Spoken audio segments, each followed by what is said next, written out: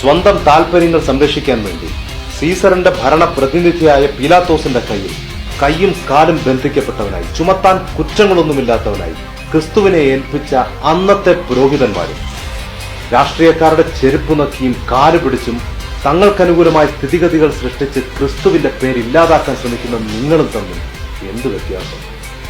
പക്ഷെ നിങ്ങൾക്കറിയുമോ, സീസറും പീലാത്തോസും മതപുരോഹിതന്മാരും ഭയന്നത് ഒരു പുതിയ മതത്തിന്റെ ആവിർഭാവമല്ല. ആയിരക്കണക്കിന് മതങ്ങളുള്ള റോമൻ സാമ്രാജ്യത്തെ സംബന്ധിച്ചിടത്തോളം പുതിയൊരു മതം ഒരു ഭീഷണിയല്ല. അവർ ഭയന്നതൊരു കാഴ്ചയാണ്. നിങ്ങൾ നിരന്തരമായി പറഞ്ഞു പറ്റിച്ച് ചൂഷണം ചെയ്യുന്ന സാധാരണക്കാരുടെ ഒരു സംഘം സാധാരണക്കാരനായ ഒരുവന്റെ പിന്നാലെ പോകുന്ന അസാധാരണമായ ഒരു കാഴ്ച. തച്ചന്റെ മകൻ, അശ്വങ്ങളില്ലാത്ത, സൈനികരില്ലാത്ത, രാജകിങ്കരന്മാരില്ലാത്ത, പ്രഭുക്കന്മാരുടെ കൂട്ടായ്മയില്ലാത്ത ഒരു സാധാരണക്കാരൻ, അവന്റെ പിന്നാലെ 10,000-കണക്കിന് ആളുകൾ നടന്നു. രാഷ്ട്രീയ ജാഥകൾക്ക് പണം കൊടുത്ത് ആളെ കൂട്ടുന്നത് പോലെയല്ല. നികുതി പിടിച്ചു പറിക്കുന്ന ഗുണ്ടകളും വേശ്യകളും പട്ടാള തലവന്മാരും മാനസാന്തരം വന്ന പുരോഹിതന്മാരും ഉൾപ്പെടുന്ന സമൂഹത്തിന്റെ എല്ലാ പരിച്ഛേദത്തിനും പെട്ട ആയിരക്കണക്കിന് ആളുകൾ, സ്ത്രീകളും പുരുഷന്മാരും കുട്ടികളും വൃദ്ധന്മാരും അടങ്ങുന്ന ഒരു വൻ സംഘം. വീടുകളിൽ പോലും പോകാതെ 2-3 ദിവസങ്ങൾ അവർ അവന്റെ പിന്നാലെ നടന്നു. അവിടുന്ന് മലമുകളിൽ കയറിയപ്പോൾ അവർ താഴെ കാത്തുനിന്നു. അവിടുന്ന് വഞ്ചി കയറി അക്കരയ്ക്ക് പോയപ്പോൾ അവർ കൂട്ടമായി അവിടുത്തെ പിന്തുടർന്നു. നിങ്ങളുടെ പാത്രിയർക്കീസുമാരും മെത്രാപ്പൊലിത്തമാരും സിംഹാസനത്തിൽ വാണരുളുന്നത് പോലെ പോപ്പുലറായിരുന്നില്ല അവർ. പക്ഷെ അവർ ഇമ്പാക്ട്ഫുൾ ആയിരുന്നു. ശരീരം മുഴുവൻ അടിച്ച് തകർക്കപ്പെട്ടു, നിരായുധനായി, കൈകാലുകൾ ബന്ധിക്കപ്പെട്ടവനായി നിൽക്കുന്ന സാധാരണക്കാരനായ ക്രിസ്തുവിനോട് ക്യാപിറ്റൽ പണിഷ്മെന്റ് കൊടുക്കാൻ കഴിവുള്ള ശേഷിയുള്ള പീലാത്തോസ് ചോദിക്കുന്ന ചോദ്യം, നീ പിറവം പള്ളിയുടെ അധ്യക്ഷനാണോ എന്നായിരുന്നില്ല. അവിടെ ഏത് സഭാവിഭാഗം ആരാധന നടത്തണമെന്നായിരുന്നില്ല. അവിടുത്തെ ചോദ്യം, നീ രാജാവാണോ എന്നായിരുന്നു.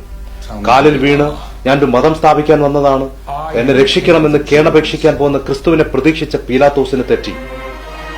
സാക്ഷാൽ പീലാത്തോസ് മുട്ടുകുത്തി നമസ്കരിക്കുന്ന സീസറിനെ സൃഷ്ടിച്ച തമ്പുരാൻ അവന് കൊടുത്ത മറുപടി, അതെ, ഞാൻ രാജാവാകുന്നു എന്നായിരുന്നു. ആത്മാഭിമാനത്തിന് മുറിവേറ്റ പീലാത്തോസ് ബന്ധിക്കപ്പെട്ടവനായ, നിരായുധനായ, സൈനികരില്ലാത്ത ക്രിസ്തുവിനോട് ചോദിക്കുന്നു, നിനക്ക് മരണശിക്ഷ വിധിക്കാൻ എനിക്ക് അവകാശമുണ്ട് എന്ന് നീ അറിയുന്നില്ലേ? അതിന് ക്രിസ്തുവിന്റെ മറുപടി, അധികം തിയോളജിയൊന്നും പഠിക്കാത്ത സാധാരണക്കാരനായ എനിക്ക് മനസ്സിലാവുന്നത്, എന്നെ പോലെയുള്ളവർക്ക് മനസ്സിലാകുന്നത് ഇങ്ങനെയാണ്. പ്രിയപ്പെട്ട പീലാത്തോസെ, എന്റെ ഗവൺമെന്റ് ഇവിടെ നിന്നല്ല, അങ്ങ് മുകളിൽ നിന്നാണ്. എനിക്ക് വേണ്ടി യുദ്ധം ചെയ്യാൻ തയ്യാറായി നിൽക്കുന്നത് നിന്റെ കത്തി കണ്ടാൽ ഭയപ്പെടുന്ന 4 സൈനികരല്ല, സഹസ്രകോടി ദൂതന്മാരാണ്. അവരിൽ ഒരു ചെറിയ കൂട്ടത്തിന് കൊന്നൊടുക്കാനുള്ള ആളുകൾ നിന്റെ സൈന്യത്തിലെന്നല്ല, ഈ ഭൂമിയിലേ ഇല്ല. പക്ഷേ എന്റെ രാജ്യം ഐക്യമില്ല. അതിവിടുത്തെ രാഷ്ട്രീയക്കാരുടെയും രാജാക്കന്മാരുടെയും രീതിയിലുള്ളതല്ല. ഇലക്ഷൻ അടുത്തു വരുന്ന സമയം 4 വോട്ടിനു വേണ്ടി 40 വട്ടം കള്ളം പറയുന്ന പ്രധാനമന്ത്രിമാരുടെയും പരിവാരങ്ങളുടെയും നെറികെട്ട രാഷ്ട്രീയമല്ലത്. ഒരു അഗ്നിജ്വാല പോലെ മനുഷ്യരെ കീഴടക്കുന്ന, ഭരിക്കുന്ന, ട്രാൻസ്ഫോം ചെയ്യുന്ന ഒരു രാജ്യം. ആസിഫമാരും നിർഭയമാരും സൃഷ്ടിക്കപ്പെടാത്ത രാജ്യം. കറുത്തവനും വെളുത്തവനും മനുഷ്യനാകുന്ന രാഷ്ട്രം. ആദിവാസിയും ബ്രാഹ്മണനും ജാതിചിഹ്നങ്ങൾ മറന്നു പോകുന്ന ഒരു രാഷ്ട്രം. ഒരാളും പട്ടിണി കിടക്കാത്ത രാജ്യം. ഒരു കുട്ടി അഭയത്തിനു വേണ്ടി അലമുറയിട്ട് കരയാത്ത രാജ്യം. ബോധമറ്റുവന്ന് വീടുകളിൽ ഭയാന്തരീക്ഷം സൃഷ്ടിക്കുന്ന അച്ഛന്മാരില്ലാത്ത രാഷ്ട്രം. പഞ്ചായത്ത് മുതൽ പാർലമെന്റ് വരെ കൈക്കൂലി വാങ്ങുന്ന ഉദ്യോഗസ്ഥ ചെന്നായ്ക്കൾ വാഴാത്ത രാജ്യം. ഒരു പെണ്ണിന്റെ ശരീരത്തിൽ അവളുടെ ഇഷ്ടം കൂടാതെ ഒരുത്തരും കൈവയ്ക്കാത്ത രാജ്യം. ക്രിസ്തു വിഭാവനം ചെയ്യുന്ന ദൈവരാജ്യത്തിന്റെ അടിസ്ഥാനങ്ങൾ സത്യവും കരുണയും നീതിയും സ്നേഹവുമാണ്. അടുത്ത സഭാവിഭാഗക്കാരന്റെ തലതൊല്ലിപ്പൊളിക്കാൻ ഓങ്ങുന്ന ഇരുമ്പ് കഷ്ണമല്ല അതിന്റെ ചിഹ്നം, ത്യാഗത്തിന്റെ കൊടുമുടി പേറുന്ന തിരിച്ചാണ്. ക്രിസ്തുവിന്റെ രാഷ്ട്രം പുലരുന്നത് പഞ്ചായത്തിന്റെ വരാന്തകളിലല്ല, നിയമസഭയുടെ കവാടങ്ങളിലല്ല, പാർലമെന്റിന്റെ അധ്യക്ഷ സ്ഥാനത്തുമല്ല. അവയെല്ലാം സൃഷ്ടിക്കുന്ന മനുഷ്യന്റെ ഹൃദയങ്ങളിലാണ്. വിദ്യാഭ്യാസമില്ലാത്ത 11 പേരിൽ തുടങ്ങിയ ആ രാഷ്ട്ര നിർമ്മാണം 21 നൂറ്റാണ്ടുകൾ പൂർത്തിയാക്കുകയാണ്. ക്രിസ്തുവിന് മരണശിക്ഷ വിധിച്ച റോമൻ സാമ്രാജ്യം മണ്ണടിഞ്ഞു. പീലാത്തോസ് ചരിത്രത്തിലെ വില്ലൻ കഥാപാത്രമാണ്. അന്നും ഇന്നും പ്രപഞ്ചത്തിന് ഒരു ഹീറോയേ ഉള്ളൂ. അത് പൃഥ്വിരാജിന്റെ ലൂസിഫറിൽ പറയുന്ന ചെകുത്താനല്ല. ആ ചെകുത്താന്റെ ചിറകരിഞ്ഞ് താഴെ വീഴ്ത്തിയ, ക്രൂശിൽ അവന്റെ ശിരസറുത്ത, അഗ്നിജ്വാലക്കൊത്ത കണ്ണുകളുള്ള, ആഴിയെ കൈകളിൽ തൂക്കി നോക്കുന്ന, ഭൂമിയെ തന്റെ പാദപീഠമാക്കുന്ന രാജാതി രാജാവായ ക്രിസ്തു, the king of all Kings.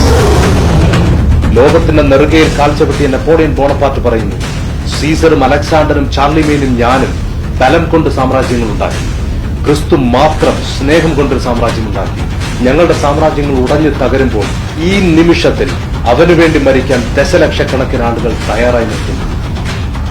From the first day to the last, He is the same, majestic and simple, infinitely firm and infinitely gentle. He proposes to our faith a series of mysteries and commands with authority that we should believe them, giving no other reason than those tremendous words, I am God. ബഹുമാനപ്പെട്ട വിശുദ്ധരായ പിറവം പള്ളിയുടെ സഭാധ്യക്ഷന്മാരെ, Thomas ലീഹയുടെ Palestine അല്ല നിങ്ങളുടെ നാട്, സിംഹാസനം വാണരുളുന്ന അന്ത്യോക്യയുമല്ല, ഈ നാടാണ്. പെറ്റമ്മയ്ക്ക് തുല്യം കാണേണ്ട നിങ്ങൾ പിറന്ന മണ്ണ്. ഇവിടെ 55 ലക്ഷം ബാലവേശികളുണ്ട്. 2 കോടിയോളം കുട്ടികൾ തെരുവിലറിയുന്നുണ്ട്. 1 കോടിയിലധികം കുട്ടികൾ നിർബന്ധിതമായി ബാലവേല ചെയ്യുന്നുണ്ട്. ഓരോ മിനിറ്റിലും പെൺകുട്ടികൾ ബലാത്സംഗം ചെയ്യപ്പെടുന്നുണ്ട്. നാണമില്ലേ നിങ്ങൾക്ക് ഒരു കോൺക്രീറ്റ് കെട്ടിടത്തിന് വേണ്ടി യുദ്ധം ചെയ്യാൻ? ഇരുട്ട് ബാധിച്ച, ജീവിതം നഷ്ടപ്പെട്ടു പോയ, തളർന്നു പോയ ഇക്കൂട്ടറിൽ ഒരാൾക്ക് നിങ്ങൾ ഭക്ഷണം കൊടുക്കൂ. അതാണ് നിങ്ങളുടെ ക്രിസ്തുമസ് സന്ദേശം. അതാണ് ദൈവരാജ്യത്തിന്റെ സന്ദേശവും.